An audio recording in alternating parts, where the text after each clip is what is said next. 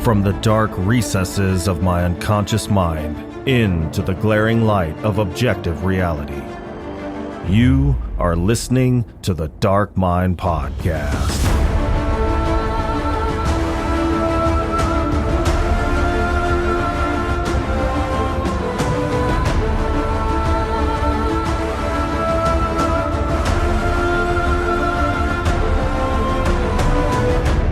Hello, everyone. Thank you for tuning in to another episode where we explore the boundless realm of dark literature and film.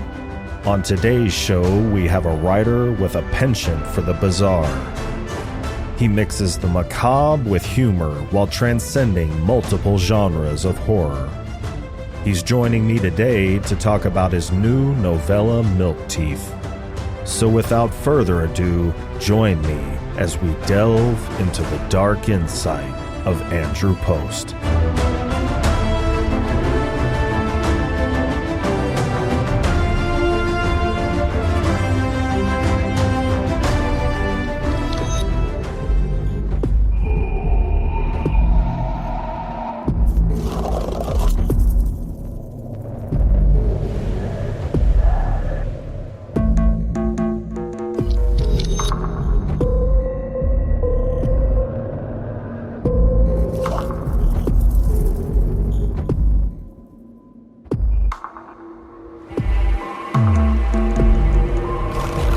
Andrew, welcome to the show.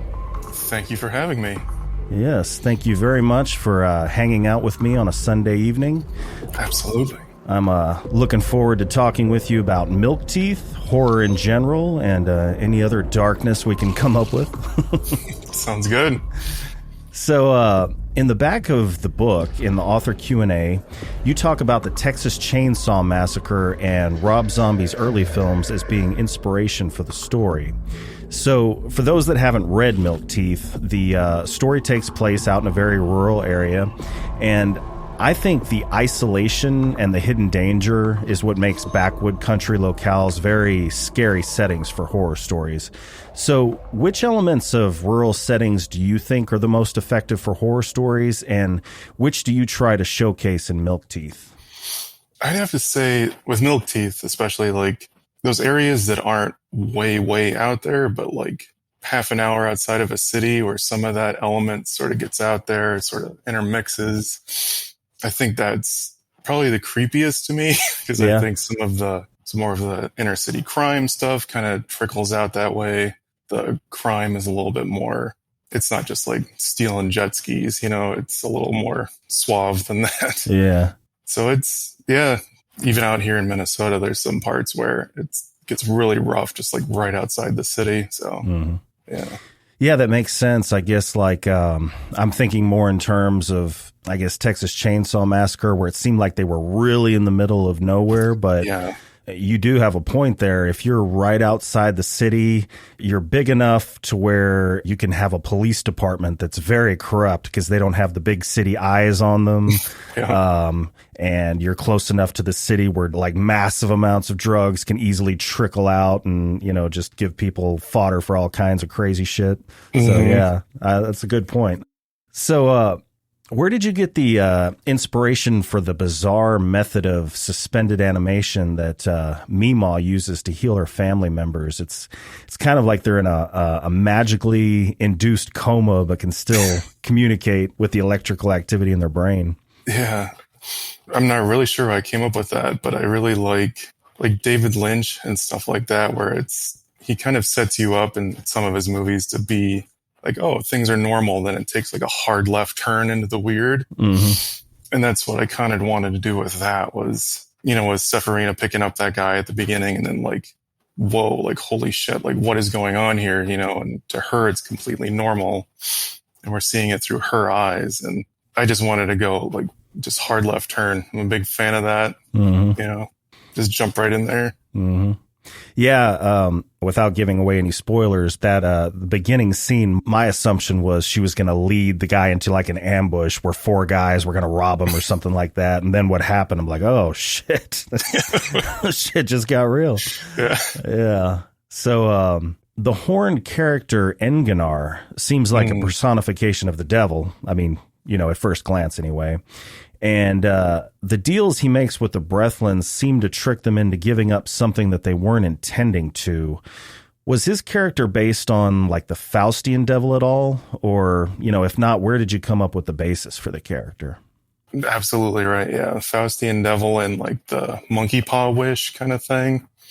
I'm not familiar with the monkey paw wish. It's this short story, and it's like a family is grieving for like the son has died, and like they wish him back to life with this monkey paw. And like, it's basically like wishing for something that you desperately want. You get something else in return, but you sort of still get what you want, because the Breathlands, they are immortal, but they're horrible, Yeah. So it's kind of like, yeah, you got your wish, but not quite the way you wanted it. So that short story you're talking about, how old is that?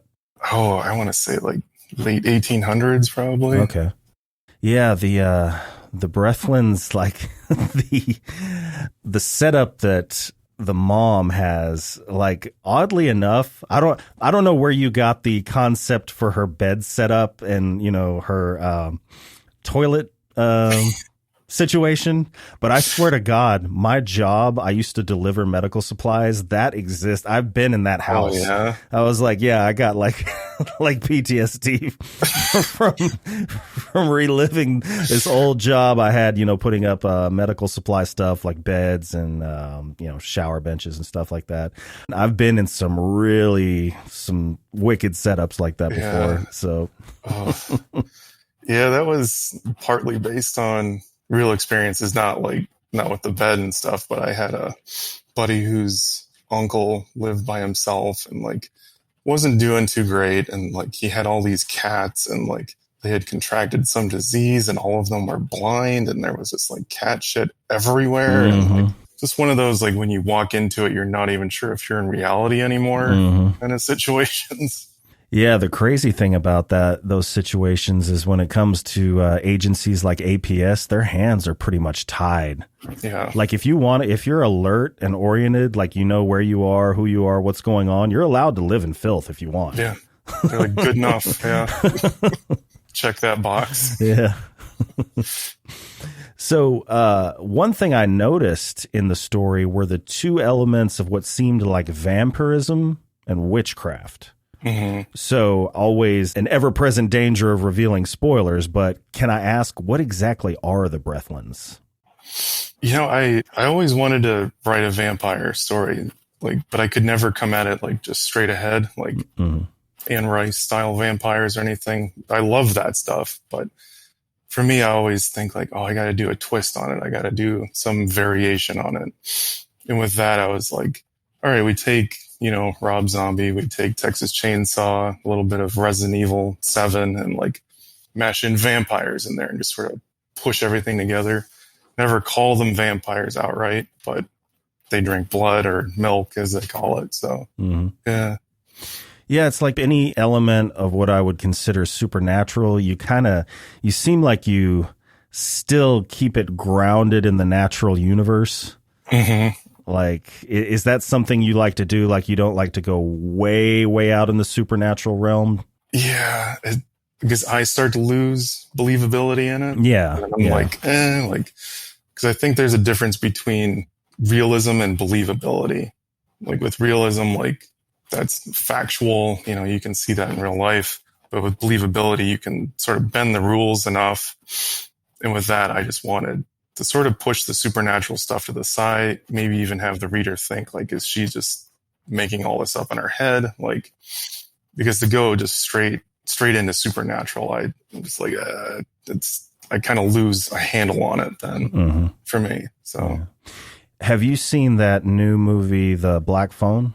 No, I want to. So that's and this, this isn't giving away any spoilers. You can pretty much see it in the trailers that they have, but the thing I like that they do is they are dealing with like the supernatural sort of, but they kind of create these laws of nature that these quote unquote ghosts follow, because the kid is, talking to these dead children that were captives of the person that had kidnapped him. And they're trying to help him get out. So at first glance, that's some pretty supernatural stuff right there. But basically what happens is this afterlife they exist in is kind of like a temporary state of leftover energy. And so they can verbally convey words through this phone that's no longer connected. But when it was, obviously, it would convert electrical signals to voice, right? And they can only exist in this area for so long. It's like their energy is left over, but it's, the law of entropy. It's waning away. They start forgetting who they are, what happened to them, and all this kind of stuff. So that reminds me of the way in your story you kind of try to keep the supernatural believable and in the natural realm, if that makes sense. Yeah. Yeah. Also, I don't know what trailers I was seeing, but what you just described sounds far more interesting than any Really? of the trailers I saw. Oh, yeah. Like I saw, it's on YouTube. You must have seen a very condensed, censored version. Well, I honestly, I was trying to figure out what your answer would be, but I'm not really sure. Who was your favorite character to write? I like Sephirina a lot just because, it's all through her point of view, but writing the parents was a lot of fun. Just having them screaming at each other through the wall and just being terrible to each other. Talk about believable. I'm sure some of my own, relations with my parents probably comes through and some of that. Oh, yeah. So, but probably I just love writing dialogue so much. And when you can have two characters argue, that's probably my favorite because you can have this exchange and it gets heated and the sentences get shorter and it gets very clipped and exactly what people want when they argue, that often comes out. And I just love that scene where Sephirina is just sitting there and her parents are just screaming at each other and she's just like, what, Do you ever accidentally let personal experience that you don't want to be in the story come out? And before you know it, it's there and you're like, oh shit, I've got to rewrite this. I've got to reel this back in.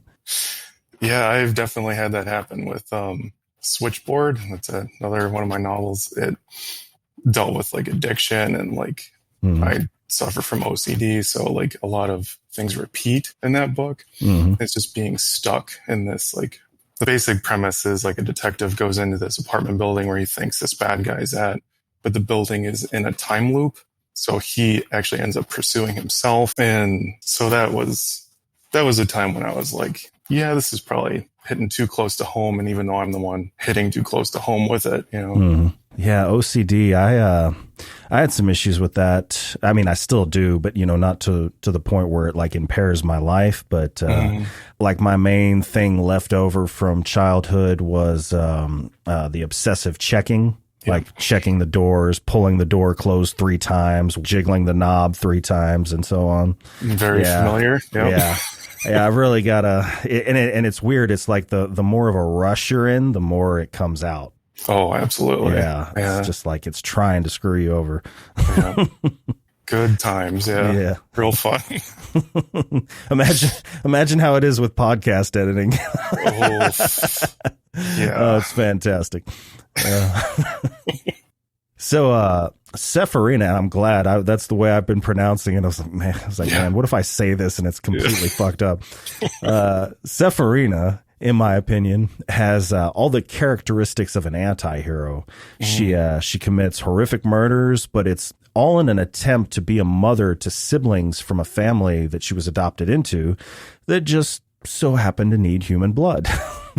So, are you a fan of the archetype of the anti-hero? And if so, can you give me some examples of either movies or books that you admire? Yeah, I really, really like the anti-hero.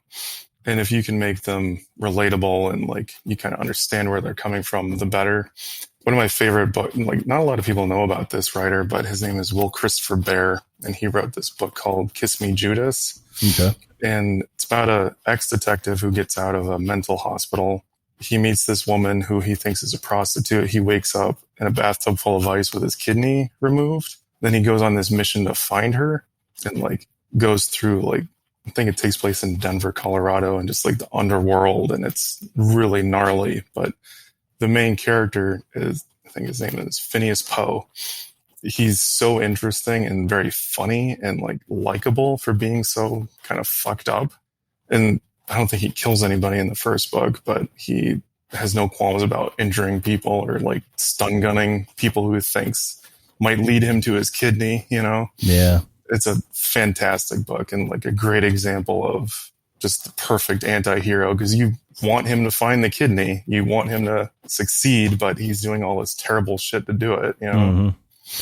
Yeah, there's a lot of anti-heroes in noir. Yeah. Yeah, I really love noir. Like, I don't limit my podcast to just horror. If I find, you know, good noir, I definitely want to try and get them on too. So, speaking of which, what genre would you place Milk Teeth in? I think horror for sure, but if they had like a subgenre, about probably Southern horror, maybe folk horror. Folk horror? Okay. Yeah. Southern horror, like, would that be the same thing as like Southern Gothic? Or is that a subgenre all to itself? You know, See, this is my OCD. I want to categorize the fuck out of this shit. I'm thinking like, you know, Texas Chainsaw Massacre. Oh, what was that one? Was it Cabin Fever? Did that take place in Tennessee, maybe? Yeah, I can't remember. Yeah, no, Texas Chainsaw Massacre. Yeah, I get that. That's a good Southern horror, kind of like House of a Thousand Corpses. Right. Yeah. So maybe not Southern specifically, but like hillbilly horror. Yeah. Hills Have Eyes kind of thing. Yeah. Yeah. Yeah, The Devil's Rejects. I mean, I like House of a Thousand Corpses better than The Devil's Rejects, but man, when they kick in the door with gas masks and cowboy hats, that's done. I love this movie. Good. Yeah, fantastic. Well, in the realm of creativity, as far as your writing, I know people that are very exact in other areas of their life, sometimes when it comes to being creative, they'll be a little looser. So do you outline? I don't. You don't? No, I just fly by the seat of my pants. Hence the name Pantser? Yep. So, I mean, do you have to be inspired, or do you just like, all right, I need to write a book, sit down, put your hands on whatever medium you use and just start hammering away? Is that how it goes? Yeah, for me, it's like I'll have a sense of the character and sort of the world and like the atmosphere.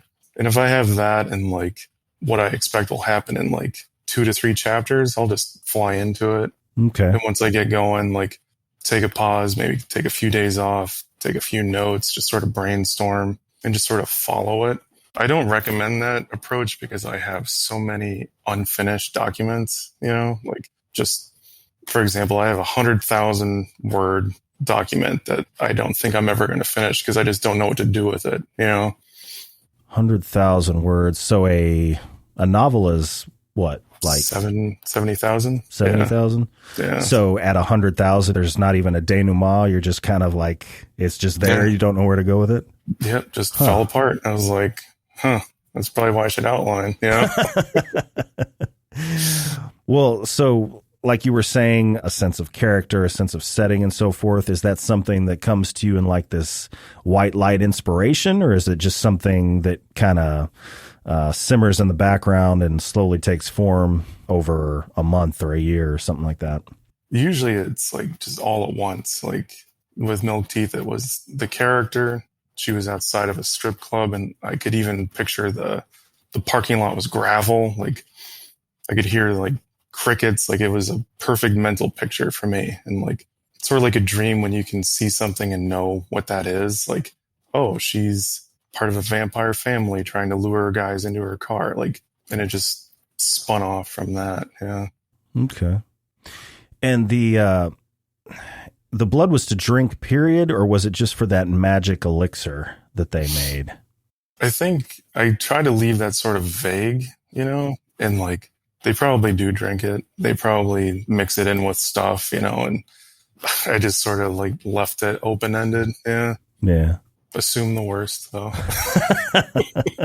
Well, it's not hard. It's pretty brutal. So, what is your writing medium? I've interviewed some people that like to hammer away on the old mechanical typewriter like Hemingway. But Right. No, I have my laptop. I have a keyboard here from an old PC that I use. I've written everything on this keyboard, so it's the only thing I'm real particular about. But yeah, just Word. So that keyboard you've had like throughout multiple laptops? Oh yeah, yeah. Oh, okay. It's missing keys. It's like full of gunk. Like it barely works. Like, but yeah, I understand how writers get attached to their typewriter. So this for me is that. So you think if you got a new keyboard, it would just throw you off? Oh yeah, I've tried. Yeah. Yeah, I guess if you're writing the stories that you are, a keyboard that's missing keys and full of gunk would probably be conducive to that creative process. Exactly. Yeah. You don't want the streamlined ergonomic keyboard when you're trying to, talk about hillbillies murdering people. That's funny. Well, then what is your writing atmosphere? Do you have like a set place, or are you just wherever you can find a comfortable spot? Usually, right now I'm in the living room at the dining room. In the dining room at the dining room table. This is where I write and work. And I throw on some music, usually some like synthwave, ambient kind of stuff, and just get to it. Yeah, I try to like not have anything distracting, no email open. I usually put my phone somewhere else. But yeah, I try to keep it pretty simple. So you're the second person I've interviewed that's into synthwave. I think Jack Wells, he wrote a book called Monochrome Noir. He's into like retro synthwave, like from the 80s. So okay. What kind are you talking about? Kind of just the modern stuff. I think people just make it on their laptops. Usually I find it on YouTube and Spotify, and usually it's in a playlist of like 2 hours or something. So just anything without lyrics. So yeah, a lot of writers I've heard will listen to music, but it's got to be instrumental. I guess if you're formulating words and typing words and putting them all together, you don't want words from music coming into your ear. I'm into what you would refer to as deep, dark dubstep. Okay. I'll have to look into that. Yeah. It's been a while since I've done any writing. I used to do narrative fiction, but that's what I used to at least start off listening to. Sometimes I'm so scatterbrained I can't even listen to instrumental music. I've got to just be zoned out, quiet. Yeah. You ever do just white noise? No, I guess not. Have you? Yeah, I've tried that with if I'm writing something and I had like a stressful day and it's like, okay, I need to like keep the mood kind of calm but still get the pages in for the day. Like I'll put on like, ocean sounds or tropical whatever, Oh, and you can still write the kind of stuff you do with just mellow stuff going on? All right. Yeah. Yeah, I'm big into like meditating and incense and all that shit. So awesome. What kind of meditation? Just mindfulness and like trying to listen to this one guy called Muji, and he talks about emptying your mind, just being empty. And that one's really helpful for me because like, OCD and got a bit of anxiety too. And like, if I can just clear everything out the next day, everything goes great. It's like so helpful. Yeah, it's amazing how mindfulness meditation is helpful for a lot of things like anxiety. Like you said, OCD is kind of caused by anxiety, isn't it? Kind of like a loop. Yeah, it feeds anxiety and that goes back around. Yeah. Yeah. ADD, all sorts of things. And they've actually, it's not just like pseudoscience. They've actually like, done EEGs on people's brain and mapped out like, brain activity and increase in the density of the prefrontal cortex. Yep. I did a speech on this one time and it's coming back to me. Yeah. I learned not too long ago that if you start meditating within 2 weeks, your brain chemistry is completely different. Like that's how much of a difference it makes. Like meditate every day for 20 minutes. It's incredible, Because it used to be like I couldn't even close my eyes without getting dizzy at the amount of thoughts going on. So, yeah. So how long... And, not to get off in actually, I intend to get off in the weeds in meditation because I like to talk about meditation. But how long did it take you to get to 20 minutes? Because I ebb and flow. And whenever I get off of it and come back on, I can't go past 10 minutes. That's like my starting point. It took me a very long time. Like I'd say at least a month of trying every day to get to 20 minutes before I'm like, I can't do this anymore. But now I could probably go a whole hour, and that time just disappears. I might get a little distracted and just come back to the breath again. And it feels like you're zoning out, but you're still completely aware. Like I'll hear the dog walking around or whatever. And it's a life changer for me. So, yeah. Imagine it helps focus on your writing as well. Absolutely. Yeah.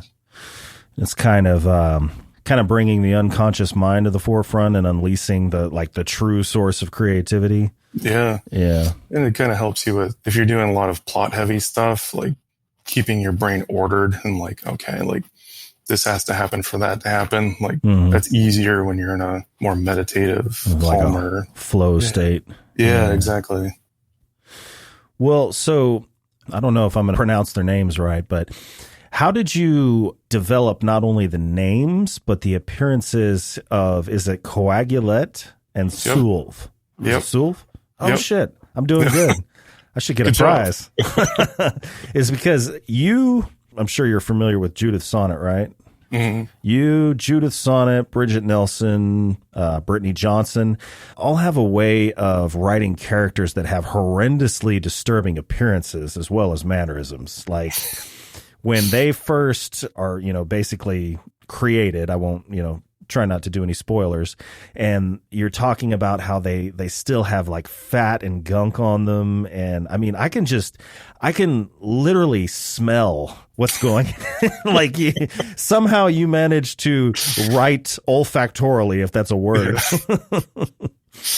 Yeah, I like the gross. I like the gross stuff, and I came up with those names because I got into like occult stuff and just reading just everything I could get my hands on. And with Baphomet, he's got solve and coagulate on his arms. And that's to take apart and put together. Like with Mima, and she's like the occult like leader of them all. And she would, in my mind anyway, I don't know how much of this came out in the novella, but sort of just take bits and pieces from here and there. And sort of, I described her as a bird because I wanted her to be like a magpie and just cherry picking things from other religions and other faiths and sort of just mashing it all together. And so I figured, why not have them name that something from, Baphomet, something that's pretty familiar, but just tweaked enough. Like a lot of the language that they use, it's supposed to be sort of like a mush mouth kind of mangling of normal words. Mm-hmm. Yeah. But like specifically, not your story, just like specifically with the Baphomet, Solve and Coagulette, are those like elements or something? It's to take apart and put together. So they're like intentional words, I guess? Yeah. Oh, okay. I don't know why they're there, but oh, okay. Yeah. All right. Yeah. I've never really looked that close. Okay. Yeah, me and my wife took a trip to Salem, and we went to the Satanic Temple that they have out there. Oh, the organization? Yeah. Uh-huh. And it's just incredible. Like it's this old house and like just gorgeously decorated. They have a lot of art in there, and they have that enormous metal statue of Baphomet in there that you can just take selfies with or whatever. Like, yeah, it's just, if you're ever out that way, it's definitely worth a trip. And they're the nicest people too. Yeah. Yeah. They're basically, aren't they atheists? Yeah, they kind of use the like a materialist atheist, but they just kind of use the satanic iconography to, I don't know, project like it's supposed to stand for individuality, maybe? Yeah, it's for individuality, and I think they use it a lot to combat like the 10 Commandments are outside like a government building, so they'll protest. Why can't it's like separation of church and state? Yeah, like, gotcha. And it's sort of like a punk political group with like occult overtones. Pastiche. Yeah, it's kind of a unique thing. Okay.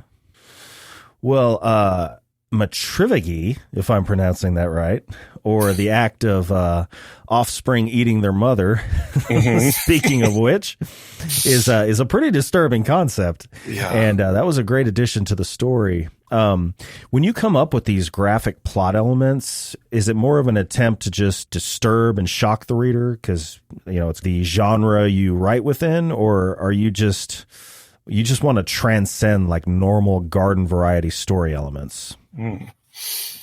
That's an interesting one because a long time ago, I saw this interview with George Romero, and he was talking about like horror fans, they have so much fun with it.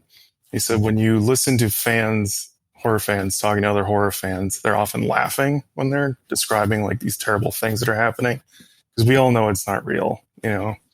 So I take that to heart, like in everything I write. Like I want the reader to have fun. I don't go for like shock for the sake of shock. Like I like gross and like hard left turn. Like what the fuck? I didn't see that coming. Like I like that a lot.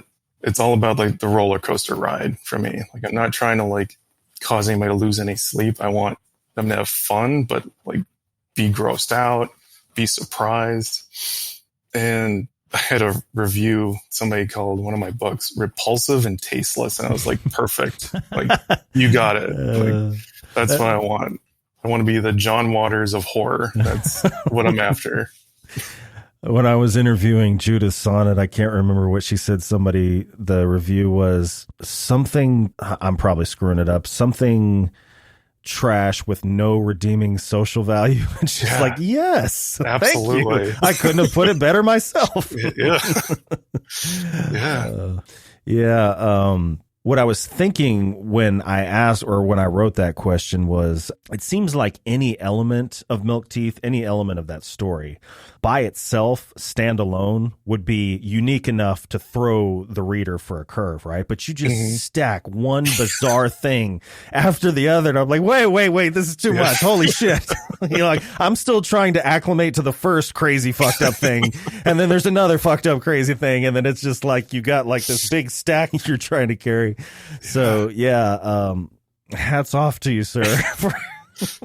I take that as a gold star. Yeah, like, I'm pleased with that. Definitely.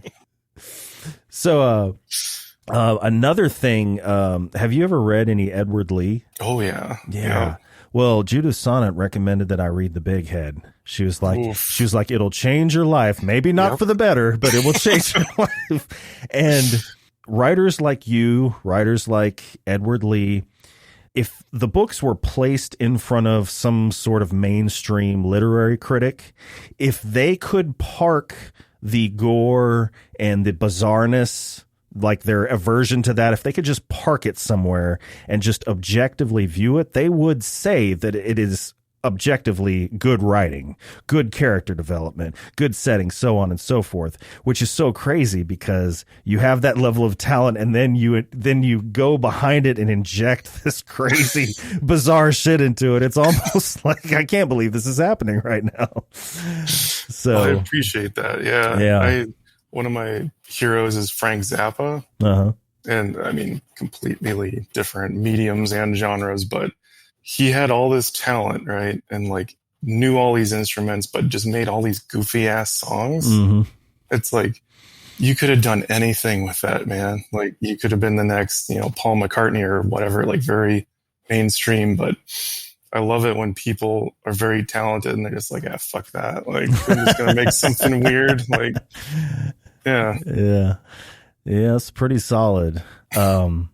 So on the cover of your book, there's a quote from Spencer Hamilton that refers to Milk Teeth as being, quote, Southern fried Lovecraft, which that's a pretty good summation, I would say. Is Lovecraft a major writing influence for you? And if so, like who else would you consider writing influences? I love Lovecraft a lot. Like I read pretty much everything he published in like the course of like a summer, I think. When was that? 5 or 6 years ago. 5 or 6 years ago? I just ordered all of it and just consumed it all at once. Yeah. Anything? Just couldn't get enough. Anything in particular set that off?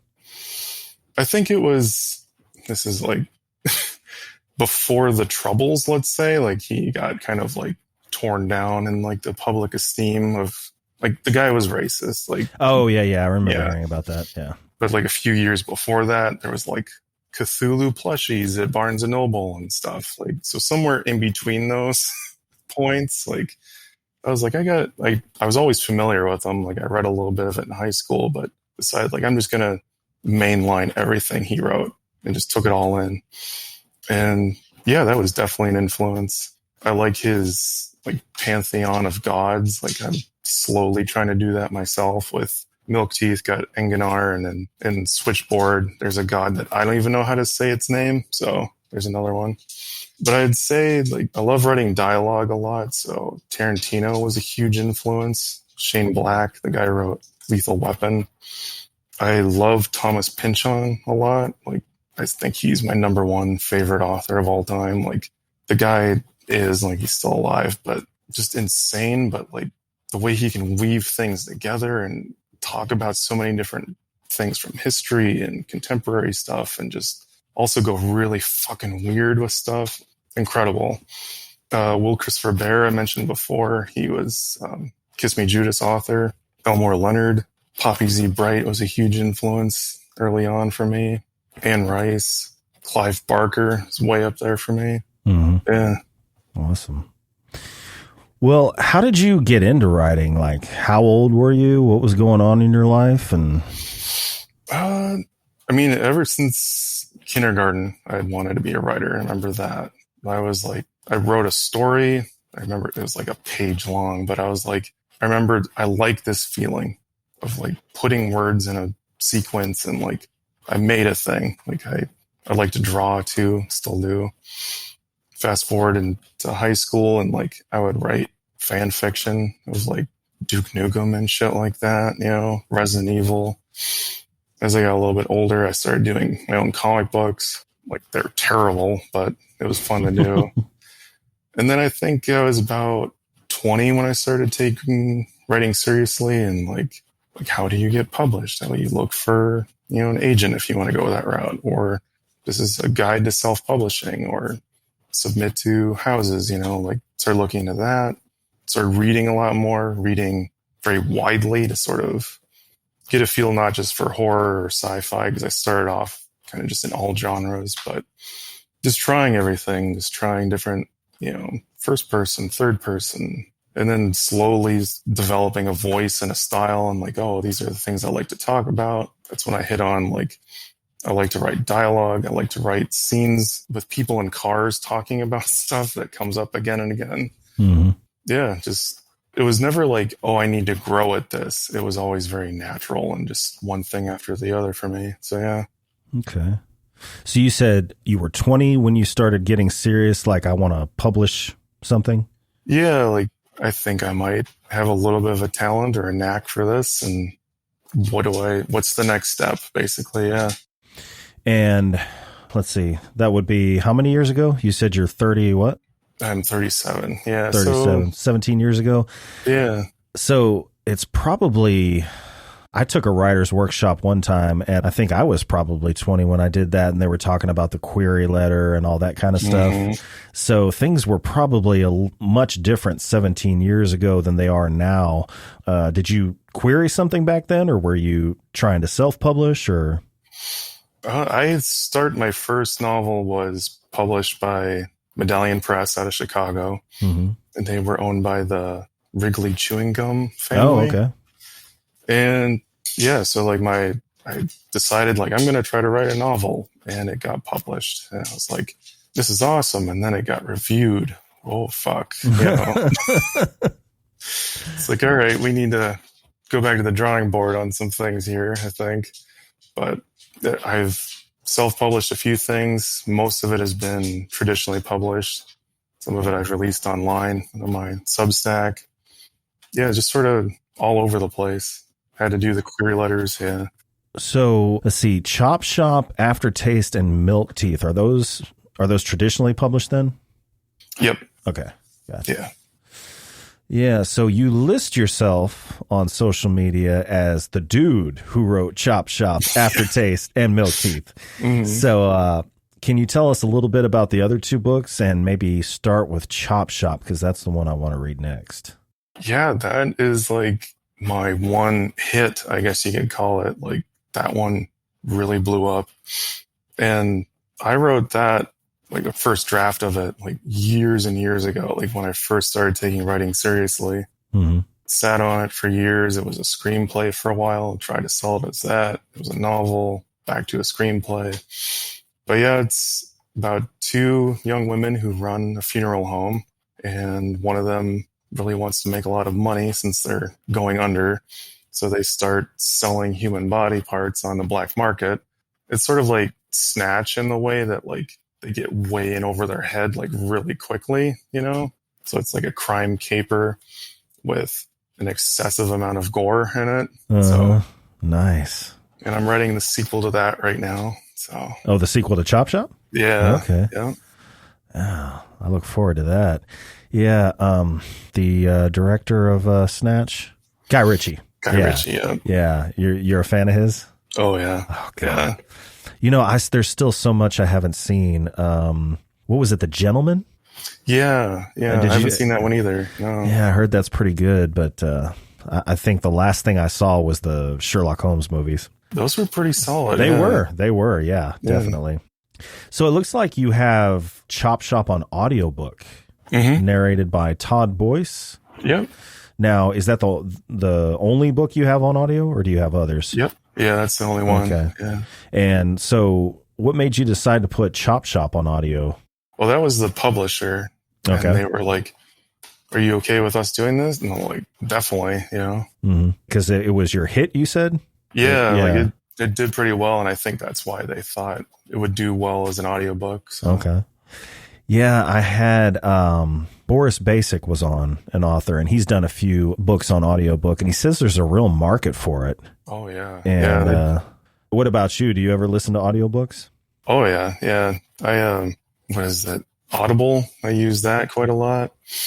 You can find some free audiobooks on Spotify, a lot of older stuff. Doug Bradley, the guy who played Pinhead in Hellraiser. Okay. He's got a whole series called Spine Chillers, where he reads old horror stories like Edgar Allan Poe and Lovecraft. Those are fantastic. Nice. I always put that on around Halloween. And yeah, I love a good audiobook. Yeah. I don't know what it is. I just have, it's hard for me to maintain focus on an audiobook. I could see that. Yeah. I have the same problem. I have to like rewind some parts. Yeah. And then it's like you can't, if you're constantly reaching in your pocket or whatever to rewind something, you can't really, you know, I don't know how people do complex tasks while they listen to an audiobook. My brother, he listens pretty much, that's exclusively what he does, is listen to books on audio. And he goes to the gym, stuff like that. Like I don't know how he can do that simultaneously. I would end up injuring myself if I was doing anything with heavy machinery. I'm the same way. Like I'll listen to an audiobook, but that's all I'm doing. I'm just sitting there listening to it. So, well, so tell me about Aftertaste. Aftertaste. Yeah, that was published by Skyhorse, or one of their imprints. That's about a chef who he gets killed, and because of his karmic debt, I guess you could call it, is brought back to life to hunt monsters. But he himself is like slowly falling apart as he's like hunting monsters, and he has like a certain amount of time to do it. With Aftertaste, like the story of the book itself, he's sent to North Carolina to hunt down a were-amphibian, which is like, there's a stoner kid who can turn into a frog, basically. And so he's looking for this thing. He's way out of his depth. Like a lot of my characters are often like completely ill-prepared for whatever they're doing. So yeah, and that's like a horror comedy, sort of like an Evil Dead kind of thing. Yeah. So out of Milk Teeth, Aftertaste, and Chop Shop, what is the order of publication? Milk Teeth was the most recent. I think Aftertaste was 2017. Chop Shop was 2019 or 2020. No, 2019. Okay. Yeah. And what was the one you were talking about earlier, Switchboard? Yeah. That's, I would say that's like True Detective meets like a Lovecraft kind of thing. And I think that was 2018 that was published. Okay. Yeah. Is that available on Amazon? Yeah. Okay. And so you mentioned Chop Shop 2 is coming, but I also saw a video teaser about Milk Teeth Part 2 being released, which is, by the way, that was badass. The slowed down music queued up to the windshield wipers. Yeah, that was, I don't know, I can't quite put my finger on it, but that was a really cool teaser. Yeah, anybody who follows me on Instagram, like I have a thing for like slowing down music. I do that again and again. I don't know why, but Yeah. Well, it kind of gives it a, you can take anything, even something that like that particular song, something real upbeat and kind of happy. You slow it down and it gets a little ethereal and weird and a little dark. Yeah. Yeah, I think it's an effective tactic. Well, can you give us kind of a, I don't know, little sneak peek on part 2? Like, yeah. So it's Sephirina and her sisters. They're on the road. And yeah, it's going to be inspired by Devil's Rejects, like on the run. A lot of like, where are we going to go? Where are we going to like stay tonight? Like, how are we going to get the milk, so to speak, you know? Because her sisters are probably still reliant on that, you know? And like Enganar is going to show up, you know, kind of guide or try to knock Sephirina off course. mm-hmm. Yeah, I have a lot of ideas. Is just sort of narrowing things down and like finding the right through line for all of it, you know, and staying true to the original. It's often the thing that makes writing sequels hard, because you want to expand on things, do new stuff, but also honor the original and stay in that same atmosphere too. Is it going to be a novella? Yeah. Yep. Okay. Just in time for Christmas, you said? Yep. Perfect size for stocking stuffers, people. Slide a novella right in your stocking. So on Milk Teeth, I saw Snow-Capped Press. Mm-hmm. Is that the one you use for all of them, or has there been different publishers? Or yeah, that's Milk Teeth is with Snow-Capped, and I want to say that was the only book that they actually released. Mm-hmm. That was by another author, because that's Aidan Merchant. I don't know if you know him from online, but he started that, and Milk Teeth was sort of like a test run, you know, like he wanted to see how he could market stuff and like designing covers, because he self-publishes his own stuff, but he wanted to try somebody else's. And I was like, sure, you know, because before that it was self-published and kind of languishing in the low 8 millions on Amazon, you know. Yeah. So, and I was like, go for it. And like, he just like killed it, because like I was so surprised that so many people read it. Like, and it had been self-published for a couple of years. And like, yeah, he worked some awesome magic getting that into a lot of people. So hats off to him. Yeah. Well, speaking of publishing, I saw an announcement that you'll be starting your own small press. That's the hope, yeah. And called Postmodern Publishing, is that correct? Yeah. Okay. Yeah. What all is involved in that? Like, oh, so far the name. I haven't gotten much further past that, but I kind of want to, like, for example, as Chop Shop, I'm going to release the sequel through there, because the publisher of Chop Shop 1, they've kind of had some financial difficulties, so they won't be doing the sequel. So I'll be doing that myself. And like Aidan did with his press, like sort of releasing your own stuff and then trying to work with other people's. So it's going to be mostly my stuff at first, and then I'm going to branch out. And I'm looking for stuff that's kind of similar to my own, like kind of weird and like, you know, if you can call it repulsive and tasteless, that's the kind of stuff we're going to be looking for. So, yeah. All right.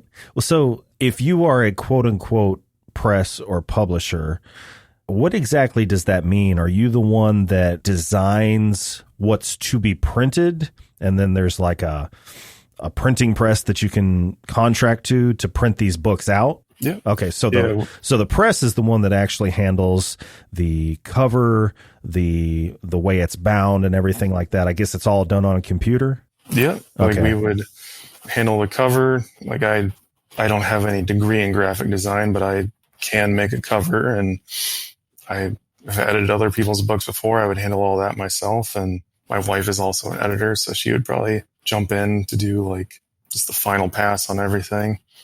And yeah, just package it all up, send it out to the press to have the copies run off, and try to find a place that has pretty good prices for doing that, and see what happens. Cool. Well, speaking of your covers and the like, let me just say that I love your overall aesthetic. Like from the layout of your Instagram page, the covers of your books, the video content on your social media, and as well as the pictures you paint in the reader's head with your writing style.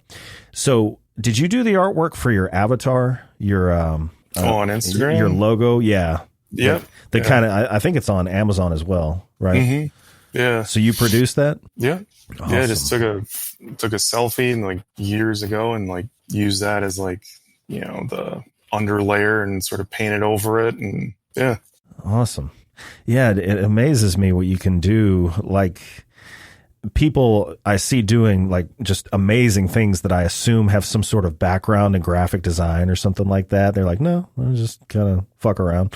Yeah, that's exactly what I would say. Yeah. Like, I kind of got a little handle on, Blender. Like all the software I use is free. Like I think it's called Krita. Mm-hmm. Yeah, just throw some things on there and use some reference art. And yeah, I don't have a degree, didn't go to school for it.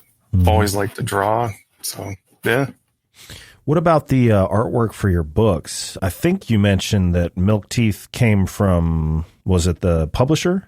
Or did you design that? The publisher, yeah. Aiden did that. Yeah. All right. And your other books, do you have any input on the design of the covers? Yeah, I'd have input with Chop Shop. Like, they were like, we have no idea how to like package this thing, And I'd always had the idea of like have a couple of feet like on a mortician's table with the toe tag with like a price tag on it instead. And they're like, perfect. I'm like, okay, that was easy, Yeah. And with Aftertaste, I didn't have any ideas. And the editor I was working with on that, he was like, how about this with like a headstone and like a hand coming up? I was like, great. And, and they sort of used the same drippy like blood letters from the Garbage Pail Kids, logo, and like just threw it on there. I was like, awesome. Like you can always tell if it's a good publisher when they involve you with stuff like that. Like, what do you think? Do you have any ideas? Sometimes they don't listen to you, but any input that they can use to like sort of jump off on their own style, like I always appreciate that to be asked at least, Man, I haven't thought about the Garbage Pail Kids in a while. Oh yeah, I think they must have been the original Splatterpunk. Yeah, for sure. Actually, I had a reader who really liked Milk Teeth send me a packet of those cards, and they're so awesome. Like the art is so good, and like it was like barfing Bertha, and she's like projectile vomiting, like. I'm like, I want to like frame these and put them on the wall. Like they're so good. I remember my mother's a little bit on the religious side. And when I was growing up, she actually thought the Garbage Pail Kids were like evil. Like she wouldn't let me have any of the cards or any of didn't they have like action figures or plush toys or something like that? There was a movie too. Yeah. Oh God. So many things I missed out on. Back when cocaine made all the creative decisions. Right? Yeah. Yeah. I think he's about to step down, but the director of the Houston Symphony is from Medellin, Colombia. Okay. He's my age, so he grew up in the 80s during the Medellin cartel. And somehow managed to steer clear of all that and become a pretty successful, classically trained conductor. Well, that's awesome. Yeah. Wow. What was his name? Orozco. Oh, I see. I was trying to roll my R. I'm just gonna say it like a white boy. Orozco Estrada. Andreas Orozco Estrada. Yeah. That guy should write an autobiography. That's quite a story. Wow. Yeah. So as far as the video teasers, like the one for Milk Teeth Part 2, I'm assuming you produced those? Yeah. And I'm assuming, is that something you kind of learned yourself doing video production? Yeah, it's just kind of fucking around with Blender, and like sometimes I go to Internet Archive where they have old footage you can just download and use. Nice. I've done some book trailers for friends and their books, and yeah, it's just something I really enjoy. Like, I don't really get anything out of it. I do, but it's not like my main creative, like, drive, but I guess it just uses a different part of my brain, It's like, I'm not telling a story here, but you kind of are with editing, like how things flow, and yeah, it's great. So you don't ever dabble in, like, experimental film or anything like that? I did when I was younger, yeah. Made some really cringy stop motion and shit like that. What was the first one that Lynch did? Eraserhead? Oh, yeah. Yeah. Yeah. Something like that, or? Yeah, the moody black and white. Yeah. Like, oh, I'm like a deep artist guy, you know? Like, you don't understand. You don't get it. And I discovered Blood and Guts. It's like, okay, that's the direction to go. Uh-huh. So tell me about your short stories. They're released on Substack, is it? Yep. Yeah. Yeah, I've had a whole bunch of short stories like published. I've had a bunch I've just been sitting on too. And I really didn't know what else to do with them. I honestly didn't want to like take the time to put it together a collection because I'm like, like I just didn't feel like it. So I thought I'll release You don't think a collection of short stories would be good? Yeah. I don't know. I have no confidence in myself when it comes to short stories. Like with a novel, like if I dedicate enough time to it, like, yeah, I feel like I nailed that. But with short stories, like I could spend forever working on a short story. And the ones that I feel like I've gotten to a good place, like, yeah, just throw them up on Substack for free. Check it out. I like to throw some art on there with them. And yeah. I'm not familiar with Substack. There's I keep coming across authors that are using it for one thing or the other. And I've heard it's good for podcasters. Like, I don't, what's the deal? Like, how does it work exactly? You know, I don't even really know beyond what I'm using it for. And that's just basically like a blog, you know, but you kind of like WordPress or something. Exactly. Yeah. It's a lot like that, but you can set up RSS and stuff for podcasts, and you can have certain sections be paid only, and like all that's taken care of for you through them. Uh-huh. The way I've been doing is just basic blog posts. Like it's real easy to use. Like there's not much to it. Yeah. But your blog posts have been short stories? Yep. Okay. Yeah. And I think there's one in particular that I've heard about is Supergore. Is that something like a series, like a serial type thing? Exactly. Okay. Yeah. And that's, I think, got 3 or 4 episodes out now. And that's been a lot of fun. I think everybody's like catching up because I released like a lot of stuff all at once, and I'm sort of just pumping the brakes and letting people catch up until I release any more. But yeah, there's a fair amount on there now. So, well, is there like seasons of this, or how many episodes is in a season, so on? I think Supergore is going to be just one story episodically. I don't know how many episodes it's going to be. I have like a lot of it written already, not finished, but I do know how it ends for anybody who's worried about that kind of thing. It's not going to be like Lost. I have the ending. Not going to be everybody ends up in a church. No. But yeah, like I'm just going to do episodes probably like long enough to read in like 10 to 15 minutes. Good thing to read while you're taking a shit or something. You know? So, yeah. Well, so you've mentioned Rob Zombie, his movies. What other kind of film are you into? I'm kind of like a fan of just all film. Yeah. Use that snotty term, cinema. Cinema. Are you a cinephile? I'd say so. Like I like the, avant-garde, weird ass shit, and like The Lighthouse. Like I really love that. Almost everybody else I know hated that movie. I like old film. Yeah, it's just sort of all over the place for me. Like I've always loved movies. Like I've tried to get into Hollywood many times, never quite took. So well, what do you mean? Oh, like submitting screenplays to contests. And like, yeah. Sometimes with publishers, they'll release the details about your book in the trades, and production companies will contact your editor and they'll get really excited. Like they want to read your book, and then like crickets consistently every time. Like for one book I released, Mondo Crimson, we had Scorsese's company like inquire about it. I was like, damn. What? Never heard anything else. Like, I don't even know if they read it, So, I listened to Bret Easton Ellis's podcast a lot, and I forget who he was talking to, but whoever this guy was had been in production and screenwriting and, just all over the place for years, and was just talking about the demoralizing process of a screenplay actually becoming a movie or a TV series that you're trying to get greenlit. Like, I think that's specifically what he was talking about most was TV series, how they will get like right there Yeah. Like, agent will call, it's been greenlit. We've got this person and this person's going to play this. We've got this budget. I mean, right up to like, all right, we're ready to clock in and start working. And then it just disappears. Yeah. He's like, it's happened so many times. It almost just like takes a piece of your soul. I had an agent who told me, in Hollywood, movies don't get made. Like, that's like a quote that goes around town. Movies don't get made. It's like, then why does anybody even bother trying? Like, it's so, like you said, demoralizing. Yeah.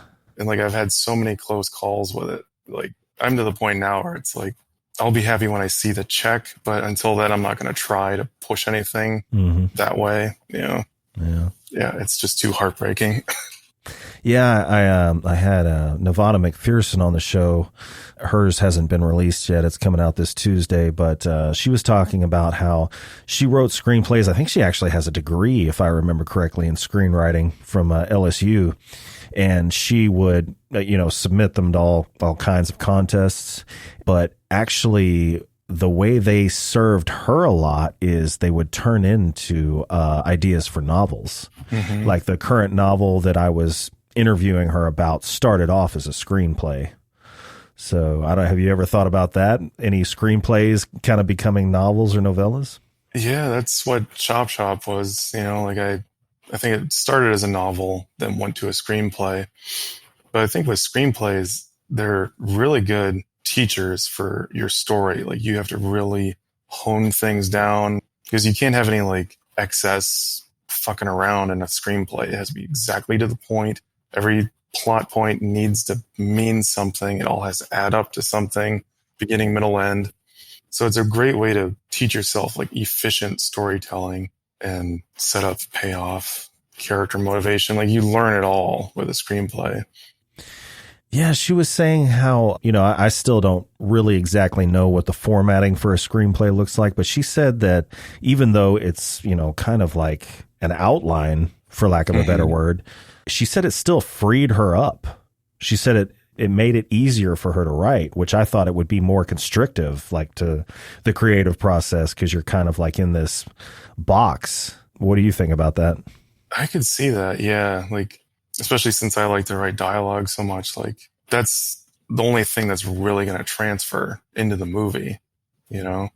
Everything else is like blueprint and rough sketch. And I think maybe that's what she meant. Like I said before, was like, you really have to be efficient. Like it does get you kind of out of your own way, because a lot of writers, myself included, will get bogged down in the details of how do you describe this and what's the atmosphere, what's the lighting like. With a screenplay, it's like interior, bedroom, daytime, and maybe like one line of like the room is a mess or everything is tidy, Okay. And that's all you get. Like, I think it gets you out of your own way. Yeah. All right. Makes sense. So, are you a fan of the French extremist movement at all? Like Gaspard Noé? Yes. Yes. Yeah. What about Ducournau, Lagier? I'm not familiar with that one. Julia Ducournau did Titane and Raw. Oh, yeah. Those were incredible. Pascal Lagier did Martyrs, and Martyrs is probably one of my, if not my favorite movie. Yeah. Like, me and my fiance watched that and we're just blown away. Like, that thing is incredible. Yeah, because like at some point you're like, why am I sitting around watching this brutal, disgusting, like horrific shit? And then at the end, it's just like within, how long is that ending scene where the guy gives the speech? Maybe like a minute and a half. Just everything comes together perfectly right there. And you're like, holy shit. And it's mind blowing. Like, I get it now. That's fucking crazy. And what's that, like, spoiler alert for anybody who hasn't seen it, but what's the line that the lady says when she comes out of the room?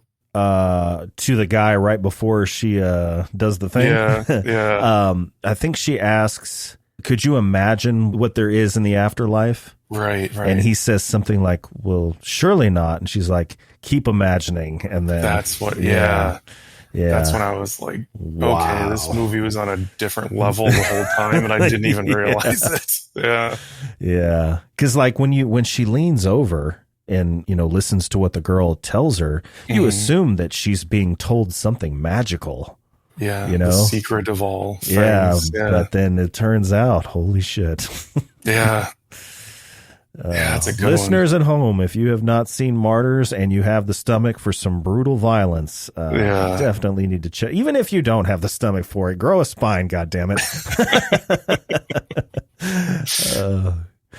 Just watch some kitty videos afterwards. You'll be fine. Yeah. Judith Sonnet said when she writes particularly, gruesome scenes in her novels that sometimes she'll get to the point where she has to watch the Munsters. Oh, yeah. It's a good palate cleanser. Yeah, good palate cleanser. Like, get some of that filth off and start anew the next day.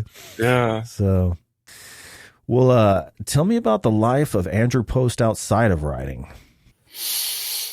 I'm such a, regular dude. My wife and I, we don't have kids, don't plan on having any. We bought an old house. We got an 18-year-old, almost 19-year-old dog. She's holding in steady. Yeah, old house, which is kind of like my other job besides writing now. It's like foundation problems, having to do plaster walling. That's a delight. I watch a lot of movies, read a lot. Yeah, I'm sort of a simple dude. Yeah. Make art, write books, drink beer, hang out. That's it. Sounds good to me. Got all of that carousing out of your system in your 20s. Yeah. You just laid back. Well, it's been a pleasure talking to you, Andrew. Yeah, it's been great. So as we bring the show to a close, is there anything you'd like to plug and let your readers know about? Just follow me on Instagram at Andrew Post Author. Keep an eye out for Milk Teeth 2 and Chop Shop 2. Both of those should be happening this year, fingers crossed. Both at Christmas time, or? I'm shooting for Thanksgiving-ish with Chop Shop, just a little space in there. But yeah, other than that, I'm on Instagram. I'm not on any other social media, so check me out there. Book updates, stupid little videos I make, and yeah, that's it. All right. Well, all links will be in the description. And Andrew, thank you again for being on the show. And I look forward to all of your upcoming content. Thank you. This has been great. Thanks for having me. And thank you to everyone that tuned in. If you liked today's episode, please be sure to like, share, subscribe, and follow the show on Instagram and YouTube. Stay healthy, stay sane, and as always, thank you for listening. See you next time.